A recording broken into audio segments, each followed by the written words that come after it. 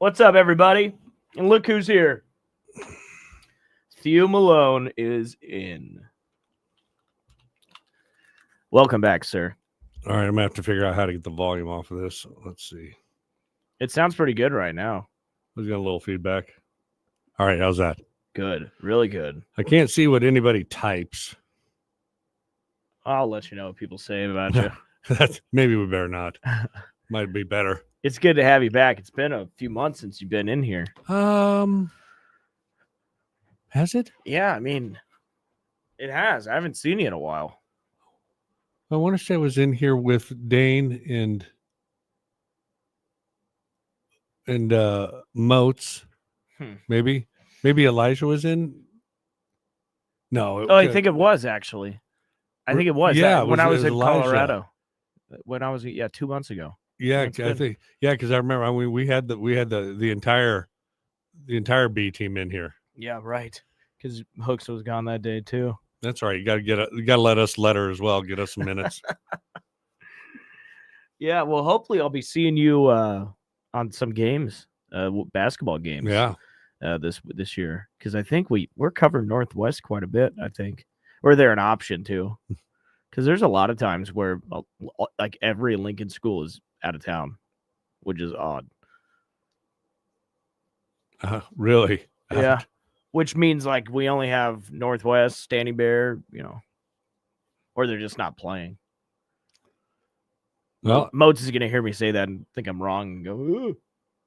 I tell you what, Moats and I we did the Northwest Standing Bear football game, a month back or whatever, and which was a good game. It was entertaining. I mean, as entertaining as you're going to have for 2 0-7 teams, packing the stands to try and be the next crosstown rivalry. Yeah. Ryan says Cowboys might be trash, but Theo is solid and actually knows his stuff. Thanks for the fill-in. Yeah, I appreciate it. I thought Hooks was going to be back today, but he texted me last night and was like, I forgot I'm not going to be back until Tuesday. If you want me to text you. I know he doesn't sound like that, but Well, what if he did? Then I'm right. Hi, Nora. So, yeah, he sent a text. And you flew in last night late. I did. So I appreciate you being here. No problem. You did get a cinnamon roll. So life is good. Okay. But maybe I'm depressed. All my teams are terrible now. Well, join the club. I mean, we'll get into whole Nebraska, years. But boy, the 76ers, they can't put all three of their stars that they wanted on the court at one time and look healthy. Nope. And like Ryan alluded to, all the money you spent on that worthless quarterback Dak Prescott, and he can't even take the field. Well, he's hurt. And I mean, my Royals win championships every 30 years, so I still got 21 more to wait. Hey, I mean, I know we can always go, hey. Well, you made the playoffs this year. They did. What happened when we made the playoffs as a wild card team, and then what happened the next year? In 2014, with that comeback against the A's, and it got down to the final out against the Giants. But then what happened? Won it all. Yeah, that's what I mean. So you're gonna say we're winning it all next year? Yeah, I think so. All right. I think we're gonna win it all. Although we got to figure out how we're going to be watching Royals games because Valley Sports might be going under. Well, my son texted me this weekend. He couldn't get it on the TV. He was all upset about it. What was he going to watch? Timberwolves? I don't know what he was. He's a diehard Timberwolves fan. Yeah, probably going to watch Timberwolves. All right, let's start the show, huh? Let's do it.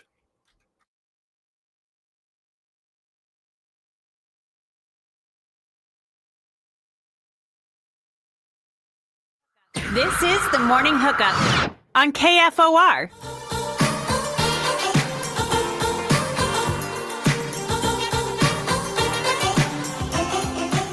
What's going on? Welcome in to the Morning Hookup on KFOR. Happy rainy Monday. And it's a new week, Husker Nation. Nebraska losing to USC over the weekend. 28-20. And we're going to be talking about that, of course, here in a few minutes. Will Wilson with you. Bill Hooks still out. He's on his way back from L.A. today, so he'll be back on the show tomorrow.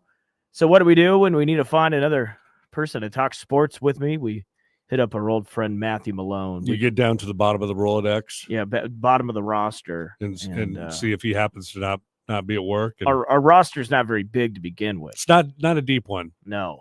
So I you're feel always a lot of pressure when I come into the game. You're always a quick call. So Theo Malone is here. You know him with Husker Army on Facebook. Make sure you join them and join in on the conversation. Theo, you just flew in last night at 2 a.m. You were down in Texas. What were you doing down in Texas? Oh, visiting family. Oh, no, you're in Arizona. Short stay. Oh, that's right. Short stay. Yep. Yeah. Not a lot of time. Yeah, visiting some family. Good for you, man. Yeah. Good for you. Glad you made it back okay. There's a lot to get to today. There is. Husker football, of course, losing to USC. Nebraska basketball had a big game up at Sioux Falls. At the Octagon, is that what that's called? The Pentagon. Pentagon. Yes. Sorry, I didn't mean to add 3 sides there. Do you need to go back to geometry? I do. Okay. So we'll talk about that. There's a few fights over the weekend that we could talk about. And then we'll get to the Daily Wager as well, maybe some NFL conversation. Evan Bland is going to be joining us next segment. We'll talk about the USC game. Let's start right there, Theo. All right. We go over, I should say, to LA, and you start out nice, get a pick 6, but that quickly ended after some lucky plays by USC. I don't know how many of those quote unquote lucky plays they had where, it was a 50-50 ball and it just landed right in their hands. That happened several times. Some lucky plays by USC, but we end up losing by 8. And there's kind of a crappy feeling around here. Yeah, it looked like several of those balls, was just kind of a toss up there, and our defensive back was in front of that receiver, may have even been bracketed on a couple of plays and made some grabs, and it did. Their quarterback looked very shaky at the beginning. He doesn't have a lot of starting experience, and obviously, hats off to Sayer, coming back, against his old team, getting that pick 6. And it was like, here we go again. All right. Nebraska fan base gets all excited. And we saw their quarterback, I think, grow up during the course of that game. I think he ended up 25 out of 35, led that scoring drive there in the fourth quarter that ended up being the backbreaker. Took them the whole length of the field when we had a chance to get them off the field, to get the ball back when we were only down 21-20. I think there were plays that were left on that field, both offensively and defensively, that game. You had the intrigueness, I think, by a lot of the Husker fan base. What is this offense going to look like now that Dana is out there calling the plays? A lot of people were interested to see if that was going to look different. I tried to tell them it's not going to look too terribly different. You can't really install a whole new different offense in just 1 week. That happens in off seasons. But are there some new wrinkles? Are we going to get some different players involved? You saw you did, by the way. Bonner, I think, got a few more touches than usual. And boy, that kid plays hard. Yeah. I think you got probably your usual output from the 2 running backs that you used. Yeah, Johnson. But I like Emmett more right now.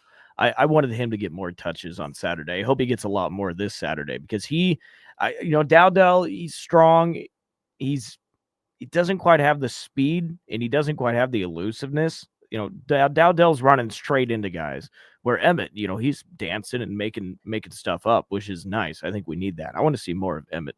And the ability to use him out of the backfield in the passing game. You saw that as well. Yeah. Nice play. But I guess it makes you wonder because we in the offseason coming in, we talked about, bringing in, these veteran wide receivers, and I'm not going to crack on them or anything like that.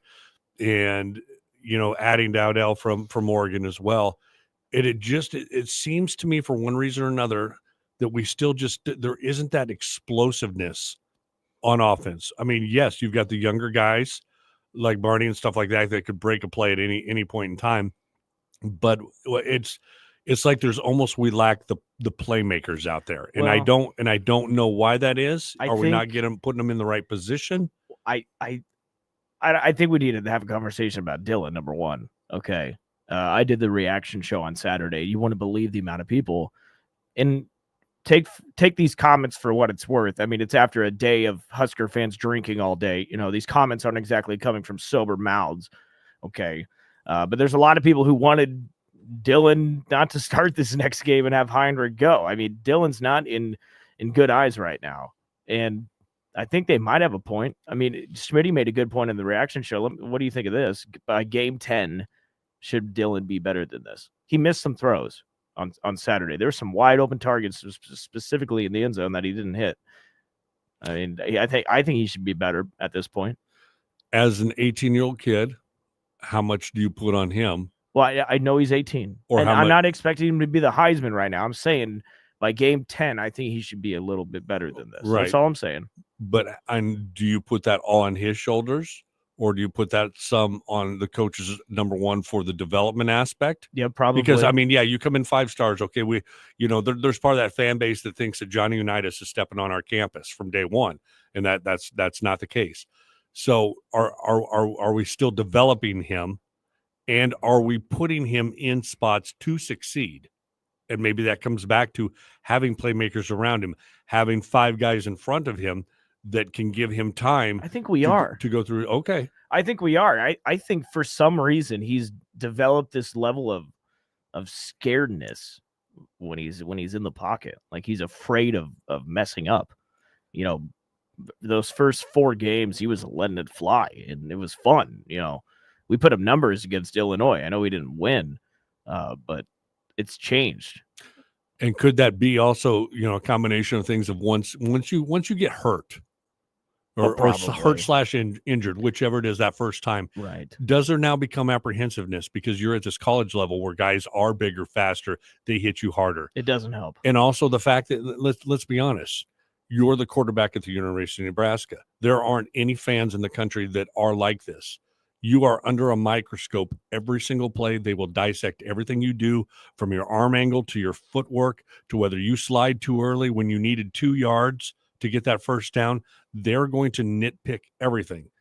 And I guess my question to you, to the fan base, would be: Are we going to keep switching back the revolving door, or this guy who is a freshman who you want to, obviously be here as long as possible? Do you want to ride that horse? Have him mature and grow up, hopefully before your eyes. I mean, we watched USC quarterback get better during the course of one game, I thought. There's a lot of aspects that go into this to make Dylan probably where you, I, and all the other fans want to get there. And I think Rule is still searching for that too. What is it, bringing a new offensive coordinator to maybe try and utilize his talents more? I don't have the answer. That's why I'm sitting here with a headset on instead of a headset on Saturdays. So there's a lot of questions to be asked of how is that, is the future there with 1-5? And if that is, how are we going to put him and the people around him in a position to succeed? Right. Very important question. And, I don't think Harburg is going to get the start. A lot of people want him to, but I just can't see that happening, strictly because Schmitty made a good point. It's a political situation, isn't it? Well, it is, with Braille. But let's be honest too. I mean, how many folks, and I mean this with love because I love everybody, but it's a fickle fan base too. I mean, how many of those people too were pulling their hair out with, Heinrich at some of the throws and the turnovers we had at the cornerback position last season that were parading up and down O Street when you thought, okay, we're bringing in 2 brand new quarterbacks this year. Things are going to get better. And then when it's not quite up to 100% of what they had imagined, well, let's go back. And it reminds me, unfortunately, a lot of the head coaching position too, that no, here we go again. Started 5-1. We could end up 5-7. Let's make it. And you get caught in this revolving door of always wanting, to try something new, And I'll remind you when I pull out my old man card that the perseverance of keeping Osborne as the head coach, was worth it, because for so long there were people that wanted his scalp. Yep. And then by the time he made the changes, won the titles in the 90s, I guarantee Osborne wouldn't have been around for those if we'd had social media back in the 90s. It wouldn't have happened. Right. Well, there's a lot to talk about throughout the week. The offense, let's not get it twisted. They only put up 13 points. That's an issue. It is. The offense still is a mess, I would say. I mean, there were some parts in that game where you thought the play calling, I thought, was a little more fluent. You kind of kept the defense on its toes, and the run game going for that brief time helped. a lot of things, but we couldn't stop the run on the other side. I thought the defense had an okay game. But there were times where even our defense, which obviously is the stronger unit on this team right now, had a chance. Hey, we need one more out of you, and we couldn't. What was that? What was that last drive that they had in the fourth quarter? USA maybe 84 yards, chewed up 7 minutes. Yeah, ample opportunity to get that back to it. In a 1-point game where, even though it's shaky at times, but at least maybe put us in a position to maybe kick that game-winning field goal. And it's just, there seems to be a lot of plays that are left out on that field on both sides. Some plays that make you scratch your head. And again, I'm not here to single out kids and stuff, but fair catching punts at the 3-yard line. Yeah. I mean, you teach kids at a young age, you stand at the 5, 7-yard, whatever it is. If the ball's going over your head, you let it go. If it happens to bounce at the half-yard line, bounce back, okay, they won that one. But by no means should you put your offense in a 97-yard hole to start that. I mean, and fifth, 6-year senior guys, it's stuff like that by game 10, right? That I don't know if they're being told that, hey, when you go out there, I want you standing here. If it's over, you let it go. So it just seems like there's also some mental aspect of several of the facets of the game that still need to be snuffed up a little bit.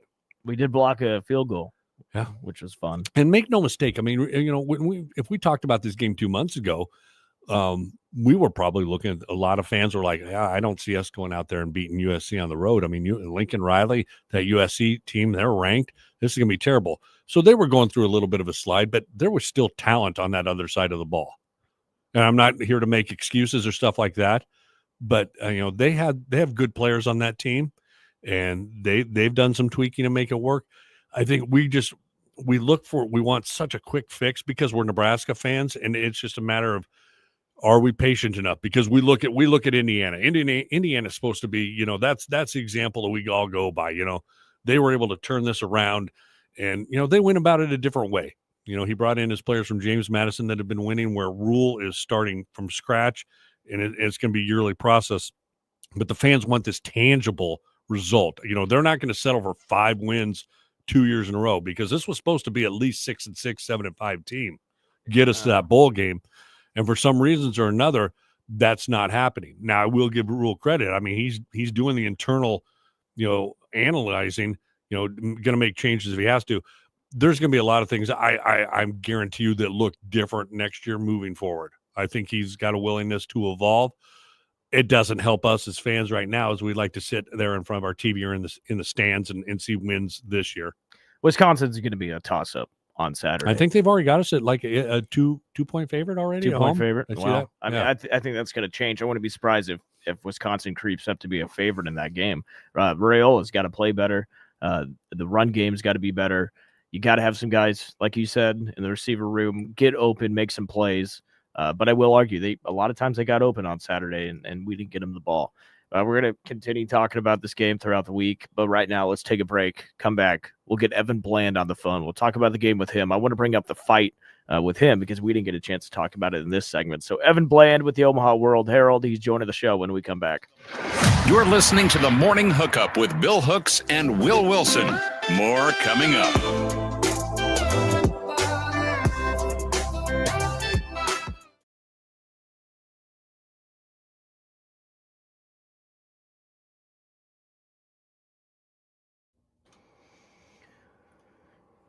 Greg said, Thew, you pulled out the old man card with the Unitas reference. Shane says, Dylan seems to have 5 or 6 seconds in the pocket, and if no one is open, he's afraid to scramble for 3 or 4 or 5 yards. Yeah, it's true. That one where he slid right before the first down marker, everybody just put their hand to their forehead. And, and I'm sure he was told to protect himself. It's probably not part of his game. I mean, I don't know how many times he scrambled in high school, but it seems very unnatural. I think you want to get him to a point where, if it's 3 yards to the marker and you're flushed out, know where that first down is. Yep. And, and if you want to dive head first. I know it's not the safest thing. No, it's not. But I think it's safer than taking, a linebacker on head on like Taylor Martinez used to do. Yeah.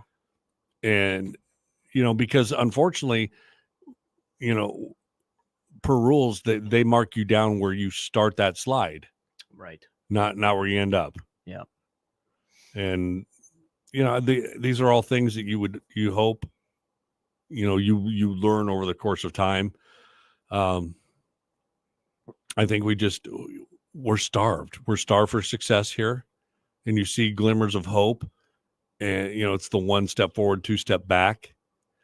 And I think some of the Husker fans, the biggest thing is probably the inconsistencies. Yes. Why can't we have that team that showed up against Colorado and played with that sort of tenacity show up every week? Yeah, I mean, it's basically the same team. We haven't lost a lot to injuries. Defensively, yes. In offensive line, yes. But other than that, well, Turner went out in that Colorado game. Yeah. So Gatul was out there for that. You want the guys. I don't. You see locker rooms where coaches give the old fire and brimstone speech, and go out banging their heads on the lockers. They run back out of the tunnel. And you as a coach, I know he's a preacher's son, but you want to get those kids locked in. But when you get to college, these kids should be able to motivate themselves, mostly, to want to go out there and do it for the guy to the left of them, for the guy to the right of them, to do it for the not the name on the back of the jersey, but the name on the front of the jersey. And those are the type of kids that are going to help you get through this, that can motivate themselves. I think everybody down there now is starting to feel that heat because we talk about the bowl stretch.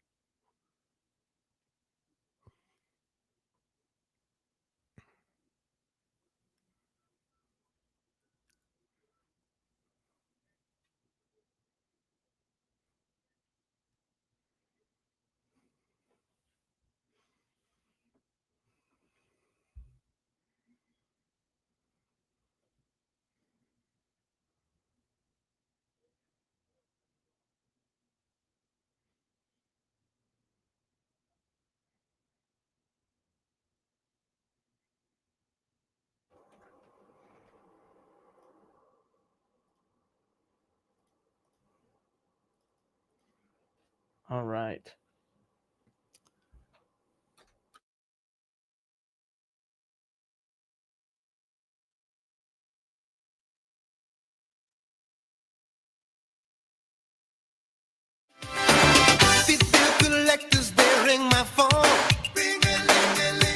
Welcome back into the morning hookup. Happy Monday. Will Wilson with you. Bill Hooks traveling back today, which is why we have Theo Malone in as well today. It's Monday. Every Monday we bring on Evan Bland. He covers Nebraska baseball and football for the Omaha World Herald. Evan, what's going on, man? How are you? Hey guys, doing well. Yeah, you got the all-star crew in there today. This is good. That's right. That's right. Calling up the roster, which is always a fun move. Well, Evan, happy Monday, man, and it's rainy here in Nebraska, which is kind of fitting for what happened on Saturday. Before we get to football, though, we were going to talk about it in our first segment. We didn't quite get to it, but Friday was the Mike Tyson and Jake Paul fight, and well, give me your thoughts. Seems like Tyson didn't really have the legs, did he? Well, I mean, I think he put up a better fight than most, whatever he is, 58 years old. Most guys that age would. I was heading to LA, and I kind of forgot it was going on until I heard about it after the fact. I guess there were some streaming issues, but I saw some overlays of like Tyson in his prime and Tyson now. And hey, I mean, credit that guy for going out there and putting it back on the line. You hear some of his interviews, like he's not worried about legacy or how he's remembered or whatever. So, cool deal for him to get out there. I'm sure it drew a lot of eyeballs. I'm sure they made some money off of the deal. And, maybe that's something that we'll see in the future, something similar with guys, lacing them back up well after their careers have ended. Well, I can remember playing Mike Tyson's Punch-Out as a kid on Nintendo, and I think the Mike Tyson I saw this weekend, that would have probably been the entry level, the first guy that you have to fight. I'm not even sure that he could beat Glass Joe, but neither here nor there. So, Evan, hope you had a great trip out there. Sounds like you might have been in the majority that the USC fans were just completely non-existent, that place was taken over by red, and that the fan base out there was well exceeded what the USC fan base. I mean, how did that look from your viewpoint? Yeah, visually it was kind of hard to tell because the seats are red seats, and they were kind of, it wasn't a full stadium, but certainly audibly, Nebraska fans had the edge. Like, there was no doubt about it. When both teams came out, Nebraska sounded like the home team. When USC was in key third down situations, like, the crowd was louder than when Nebraska was in those spots.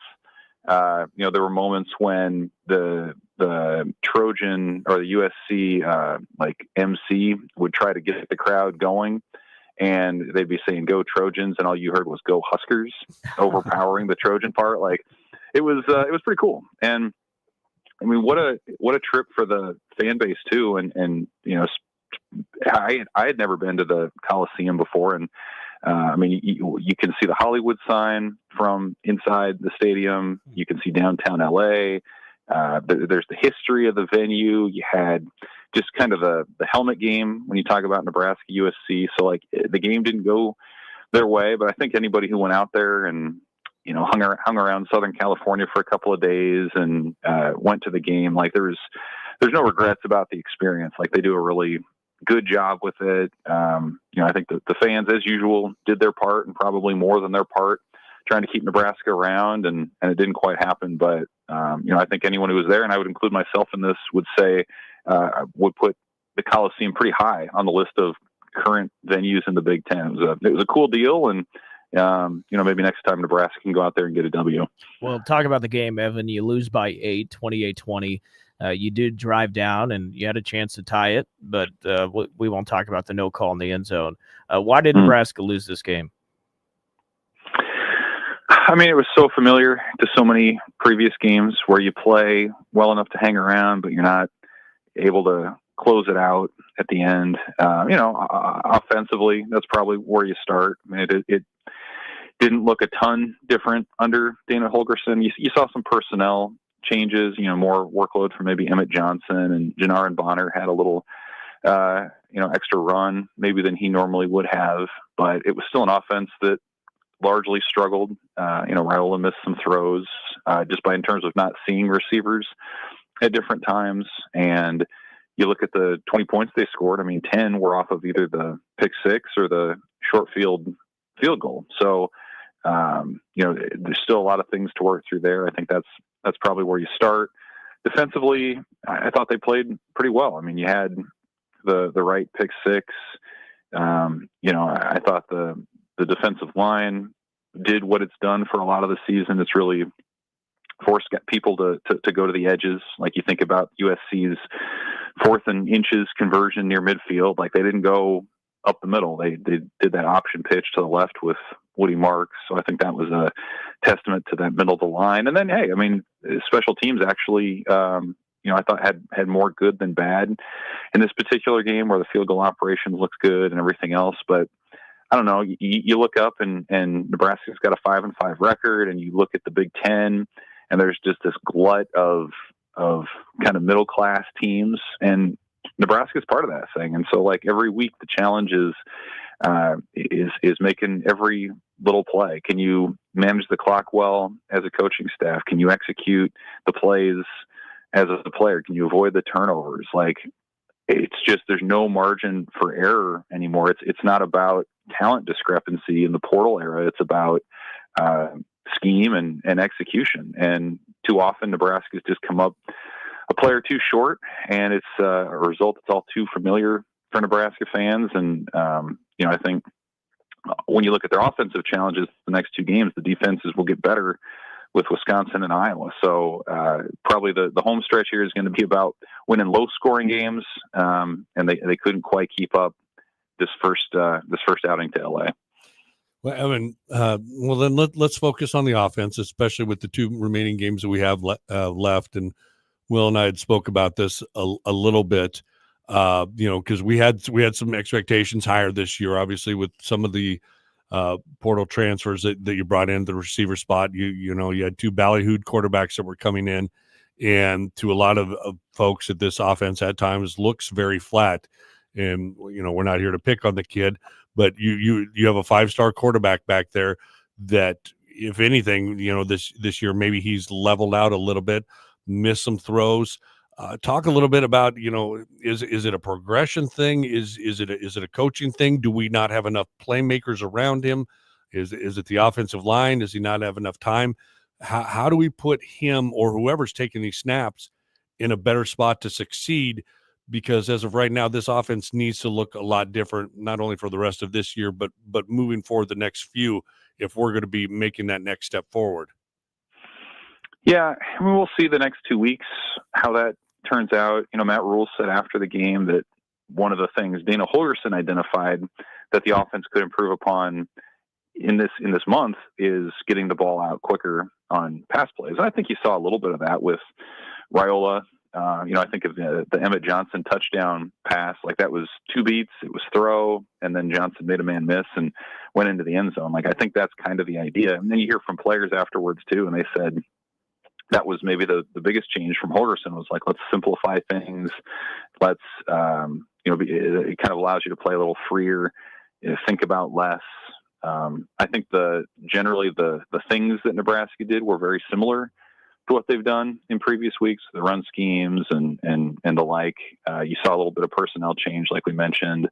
But like in terms of Raiola, yeah, I mean, I think it's been a deal of you just get worn down by Big Ten defenses. I mean, he's played 10 college football games this year. Most of those now against Big Ten defenses and coordinators that are being paid 7 figures to try to figure out a way to stop you. I think he's a little banged up still, even out of the bye week. And he's someone like you can just kind of tell is going through it in terms of gathering experience and learning how to play and make plays at this level. He said afterwards again, like some of the plays that he would like back would be like the slides where he slid short of the first down. He skipped a pass to the sideline at one point. It didn't see a couple of receivers who are open downfield in other spots. And a lot of that stuff's going to come. Like, there's a reason why it's uncommon for true freshman quarterbacks to start in full seasons. I mean, it just, there's a learning curve. It's going to take time, no matter how good your arm talent is, no matter how much you can, play like Patrick Mahomes at moments. And it's really hard to do that over a full season. And especially when other defenses are getting tape on you as the season goes along. So I think Dylan would say a lot of it's on him. Certainly not all of it. Nebraska can stand to upgrade its skill spots again in the off season. I think the offensive line's played generally well enough for what Nebraska wants to do. But it's just a reminder, man, you look around every week, like who's beating Nebraska? Like, it's not, sophomore quarterbacks or freshmen. It's guys who've been around 3, 4, 5 years in college football. Ethan Garber's last week. I know Maeva's a third-year guy, but he's redshirted and been around too. So I think it's just a reminder that experience is really critical, especially in today's college football, and that's something Raiola continues to build up as we go. Evan, I'm excited to see what Dana Holgerson has learned. Having one game down under, it's the first time he's ever coached this team. I can't help but think that, getting one game down and learning a lot about what you have, I think it's a good thing going into this Saturday. Yeah, it's going to be interesting. He's going to talk with the media folks on Tuesday, so it'll be kind of fun to hear about his quick transition to Nebraska. I think one thing I'm curious about with him, to your point, is like what was his experience, his familiarity level with the personnel coming into this thing. Like, was he following Nebraska for weeks on end, or did he kind of come in here and have to learn quickly, like who could do what and what was the skill set of certain receivers or running backs and things like that. So, it's essentially unprecedented in modern college football, what he's done in terms of a guy who's outside of the program and then he comes in, and in less than 2 weeks, he's the guy calling plays in the game. I mean, he was the guy as Nebraska's trying to go down there and get the touchdown at the very end, who's calling the plays. So what a whirlwind. I mean, this is a guy who's not new to it. Matt Rule has said he wouldn't have had Holgerson in that position if he didn't think that he could handle it. And he was very complimentary last week about just kind of the smooth transition of that. But now certainly, like, you talk about a team that will have some game tape to look at. And there's always that old adage, like an offense especially improves the most from game 1 to game 2. Well, how does that apply in November with a new coordinator who's come in and just had his first game? So we'll see if maybe there's something there that they learned that they can apply to Wisconsin to find a way to break a couple long streaks. Evan, I wanted to ask you a little bit really quickly about, the state of the program. It's well documented last season. You're 5-3 heading into November, needing to simply win one of the last 4 games to become bowl eligible. We know how that panned out. You start this season 5-1, and here we are at 5-5. How much more stress do you think that adds to that down there at that coaching staff? Because you are coaching at the University of Nebraska, where these fans, I mean, they are the judge, jury, and executioner, and they start to look at this a lot closer. That, if you go out there and lose 6 in a row and don't get to a bowl game again, how much more stress does that put on this coaching staff moving forward with a fan base like Nebraska's? Yeah, there's the tensions are high. There's no doubt about it. I mean, to your point, you lose 4 in a row, you're at 5-5, and now suddenly to show that sign of tangible progress, going to a bowl and the rest, like, it's going to come down to either you need to beat the team that you haven't beaten since 2012, or you need to go to Iowa and beat a team that's generally owned you over the last decade. And this season has been really good in its home stadium. So, like, you can spin it the other way too and say, hey, Wisconsin just fired its offensive coordinator, and Iowa's going to be down the depth chart with its starting quarterback in that game. So, like, it's there for the taking, but you just wonder what the confidence level is that Nebraska has the ability to take advantage of that, especially on the offensive side. Kind of like I mentioned, like, Wisconsin and Iowa still have top 40 scoring defenses nationally. It's not going to be easy. You're probably going to need your defense to make some plays and the rest. But, certainly there's a sense of urgency and tension. Like, you don't make the move that Matt Rule made at offensive coordinator if you feel like you're just building for 2025 at this point. Like, there's still tangible rewards to be had to this season. And you talk about what's coming up next month with the transfer portal and signing day and building momentum in recruiting. Like, you got to have something to show these guys, because look around college football now. Everybody's on TV. Everybody has facilities. Everybody has NIL money. The differentiator continues to be winning on the field and having fun and playing meaningful football into November and December. And it's just been a long time since Nebraska's been able to do that. So, like, you look at what they've done in the portal and recruiting, and it's actually pretty impressive that they've been able to get guys on campus and commitments from players despite this lack of winning. But you talk about trying to get the momentum rolling in this program, man, going to a bowl game and generating some excitement, some evidence of growth is absolutely critical for what the staff wants to do into the offseason. Evan, we appreciate you taking time out of your morning for us. Where can people go to find more of your stuff? Omaha World Herald. You can pick up a paper. You can go to omaha.com, and we had a lot of good coverage out of Los Angeles last weekend. And man, we're just getting going, right? Because you got 2 games left, and then it's signing day on December 4th, and the portal opens on the 9th. So the season may be getting close to an end, but the action's just getting going. Let's get that 6th win on Saturday. Evan, we appreciate your time, man. Enjoy the week. Appreciate you guys. Thanks. Right, thank you. Thanks, Evan. Follow him on Twitter at Evan Bland. Will, I I always feel better after talking to him. I know. Like we could have just been through a nuclear holocaust, but if you have Evan Bland call in, I always feel better. It's always good stuff. It is. I love it. And he's real. He always nails it. So we appreciate Evan for hopping on. Let's take a break, come back. I want to talk about the basketball game from yesterday, Nebraska and St. Mary's. Also, we'll maybe talk some NFL because a lot of good games over the weekend. So we'll be back right after this. More next on the Morning Hookup on KFOR.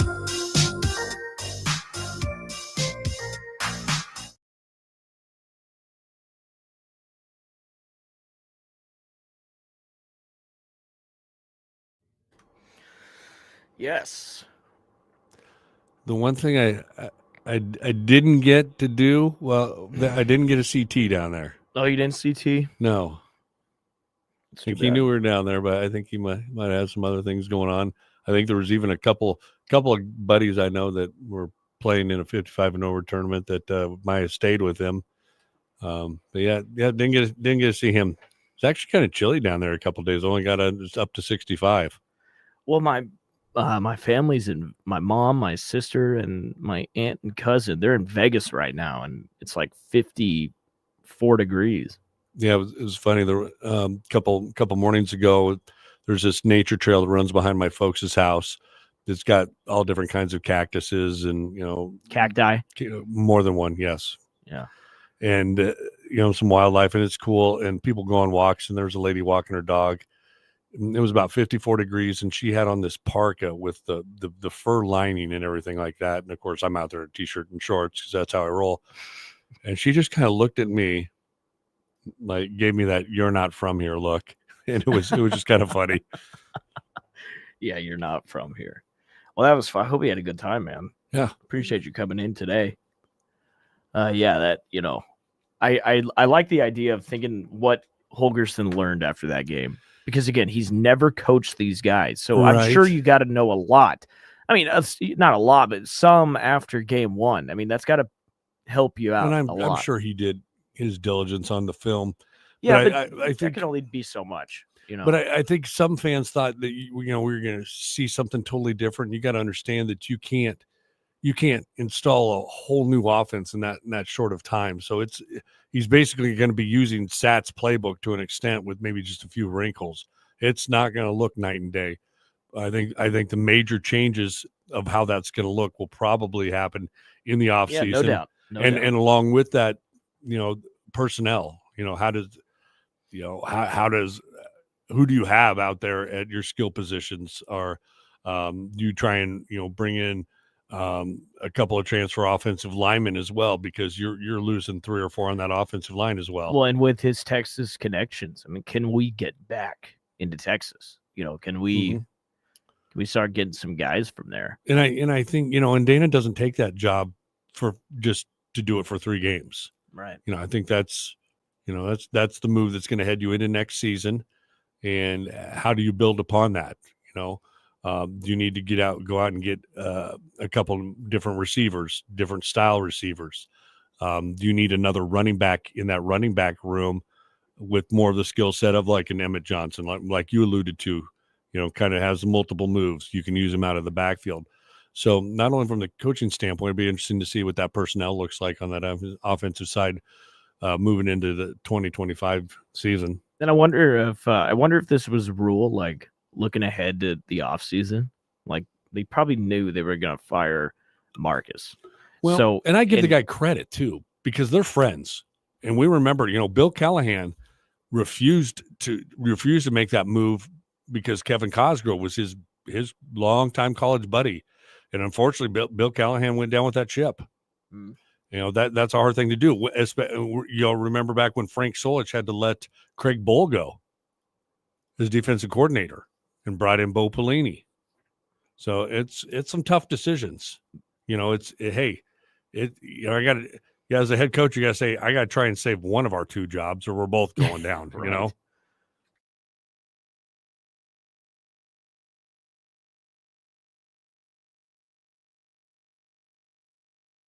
Right. Feels right. Welcome back. Happy Monday. This is the Morning Hookup. I'm Will Wilson. Bill Hooks will be back tomorrow. We have Thew Malone in with us with Husker Army. Make sure you like them on Facebook. Thew, thank you again to Evan Bland who joined the show. You were saying how it's just kind of comforting having him on after the weekend. You got Monday. You got the Mondays. Case of the Mondays. Yes. People got to get back to work. For those folks that made that trip out there, hopefully you make that more than football. Obviously, there's tons to see and do if you do make that trip out to LA. Then you got the long flight back. Maybe you roll into Epley at 1 or 2 a.m. and Right. and you weren't granted Monday off from work, and you're kind of down because losing the game, that doesn't help. But listen to Evan Bland. I don't think he sugarcoats it, but Evan does a great job of pointing out the positives at the same time. He does. I want to talk about this basketball game from Sunday, Nebraska and St. Mary's. This was played up in Sioux Falls at the Sanford Pentagon. Second year in a row we've had a game up there. Second year in a row, third time we've had a game there, and we finally lost. Yeah, we've been 2-0 up there, but we played St. Mary's, lost by 3, 77-74. I want to know how many people actually watched this game. It was early. It tipped off at noon. Did you catch any of it by chance? I did not. I was able to go back and watch some highlights and obviously the recap. I did read a good write-up we had in my Husker Army group. From T. Yeah. Friend of the show, because he, maybe that's why I didn't see him. He makes it a point to make sure he watches all those. He's watching the games. And he had a pretty good wrap up of the game. That the turnover bug still to this point is something that you're going to see with a bunch of new transfers, brand new roster until they learn how to gel. But you're getting to that point too where you want to kind of shore that up a little bit. You talk about gelling, and that I love that word because it's so true with this offense. 15 turnovers the offense had, and we've been a big defensive team, right? I mean, what we've been making our hay off of is turning teams over. They had 9 turnovers, which is, it's a number, but it's not what we're used to. A few things. We started off really bad in this game, really bad. I mean, they came out on fire, and our offense just wasn't really doing it. My buddy Matt had a word to describe the offense, and I think it's perfect. Choppy. It's choppy. And like you said earlier, it's just the fluidness isn't there.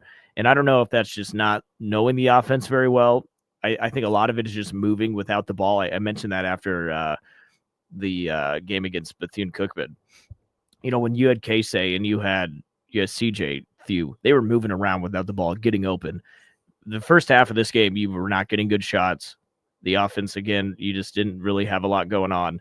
But you managed to make it a game. The defense started playing very well. The crowd started getting into it. It was actually really loud. A lot of Husker fans up there. And I think that helped this team. We got back in the game. We actually took the lead in the second half, but you just didn't have enough offense. You started chucking up threes like you did in the last 2 games, and that's not good offense.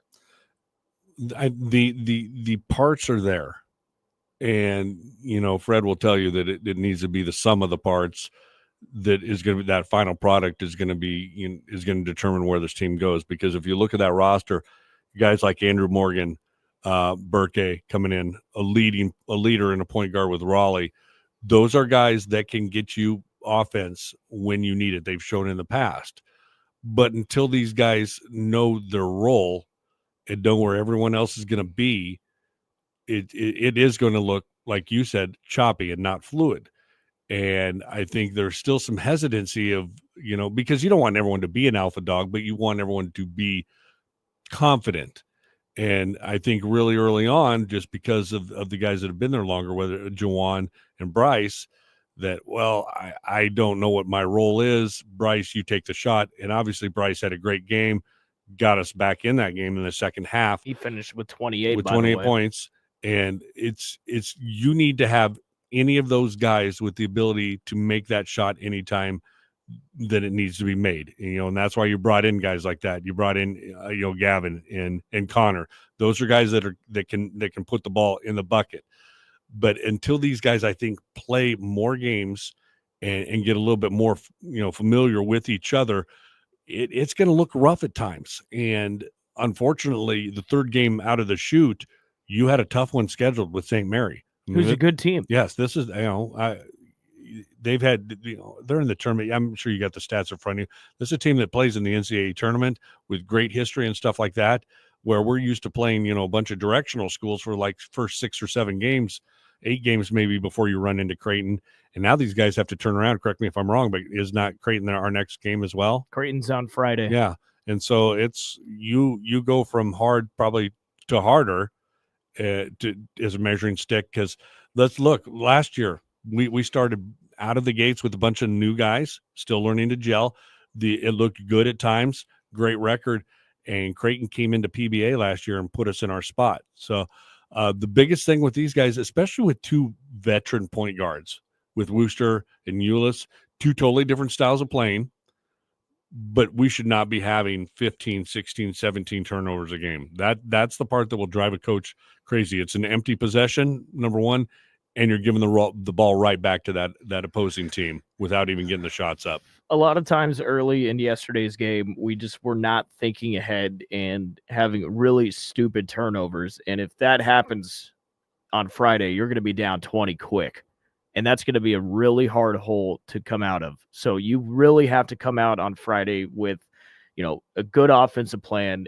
There's a lot of work to do, I think, here in 4 days, or else it's going to look like what it did against Creighton last year. I think Burke is the guy. I know Bryce had 28 and he's scoring when he needs to, but I think Burke could really be the guy on this team. He finished with 15 points. But I really, really like his game. He's great on the boards, 5 rebounds. He had 3 blocks. I mean, he's great away from the ball, and he could score it too. I really like his game too. I really do. Yeah, he can create some mismatches. Got a great left-handed shot. And Morgan came off the bench, gave you 10 points in 15 minutes. I thought, St. Mary's had this tall guy.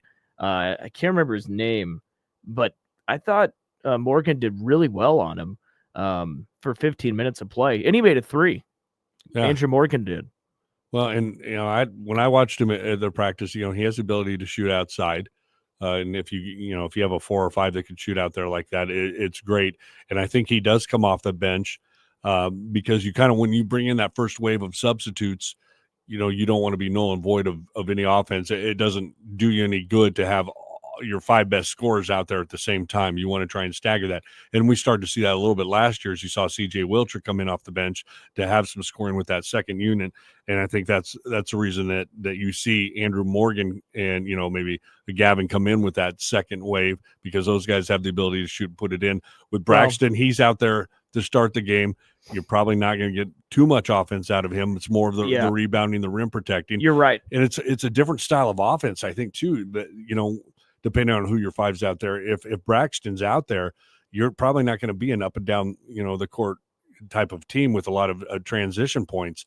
But, if you're able to go a little bit smaller, put Burke at the 5, Juwan and Bryce and some shooters, that's going to allow you to get up and down the court a little bit quicker.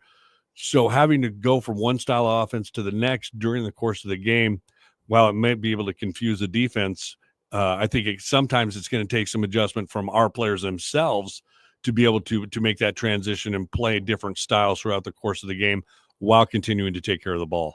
Well, Braxton had 21 minutes on Sunday. That's a lot. I think that's going to be a lot. Like when you see him play 20, he played more than because I mean, he's just not. He gets wounded quick. Now he's going to have a big game on Friday going up against Cockbrenner, who's come back for his 8th year probably. Who's having a hell of a season so far. But remember, Derek Walker owned him, and Derek was 6'8". Right. Well, I think Burke could match up well with him too. Gavin, he's got to be better off the bench. I know Connor's coming off the bench too, but Gavin, he needs to be better. I thought he was kind of a liability on defense. And Euless, I'm still waiting on him. Still trying to see more from him. He was 0 for 5 from the field. But listen, 5 for 17 from 3 isn't going to cut it. And if you're going to be shooting as much as you are, you got to make some of those. So Creighton, it's a scary thing on Friday because it's in Omaha. They're obviously a damn good team, and I haven't seen much from this one. So, you can look, but you can't say it's 100% gold with the comparative scoring. But that University of Texas Rio Grande that we played first game that launched like 117 threes on us, we ended up beating them by 20, and then they turned around and went back up to Creighton, and Creighton only beat them by 13. So if you play your game, I think you'll do fine. I think we can match up with them. Euless, like you mentioned, it's a different style. He's not going to be a volume scorer. He's not going to launch from 3, but he is quick. He can get to the basket, and he gives you a change of pace at that point guard from what Raleigh has. Raleigh is more of a physical type of point guard type of thing. I like his game. Yeah. and he could shoot it. I kind of want him to shoot more. I know he made one on Sunday, but when he came in, they talked about his shooting. Like, he was a shooter. So I want to see more from him. I think that what Fred, in an ideal world for Fred, would be you get Connor Sejan, get some plays to get him more open. And I don't think he moves around quite as much as like Casey. Casey never stopped last year. No. He was constantly moving. And that helps this offense. We need that. We do. And I want him to be able to do that because I firmly believe, just from watching him in preseason practices, in the scrimmages, and the game so far, he is just as good a shooter as Casey. I mean, you're not going to have the fanfare, the celebrating and excitement that you had with Casey with that weird stuff. But Connor starts hitting 2 or 3 in a row. He gets on fire really quick. He was 2 for 6. Yeah. So, he did. He came out and he hit a couple, and which was weird on that last play where we needed the 3 to tie. He was on the bench, which was kind of odd. So Nebraska ends up losing by 3. He fought a lot and he stayed in that game, which, I mean, there's some good things from that game. There was. No doubt. And we'll see how Friday goes. It's a scary thought going up to Omaha on Friday because, Cockburner is playing very well. And it's Creighton. We're allowed to say that. Bill's not here today, right? Yeah, no. I guess it is Hate Creighton week, so maybe we should Hate stop. Creighton week. And I'm looking through the window, over there at the newsroom, and yeah, I think I see Jeff Moats with a blue sweatshirt on. So. Yeah. Okay. Well, maybe we should stop saying the C word now because it is Hate Creighton, hate the blue team week. Let's get to NFL real quick, Thew. Some good games, some weird games. You had Chicago almost beat the Packers if it wasn't for a blocked field goal. Right there at the end. Detroit kicked ass against the Jacksonville Jaguars. Tell me they're not the best team in the NFL right now. I'm not going to disagree with that. Right now, they look the best. No doubt about it. Minnesota got a win. Good for you. Minnesota keeps winning. Miami beats the Raiders.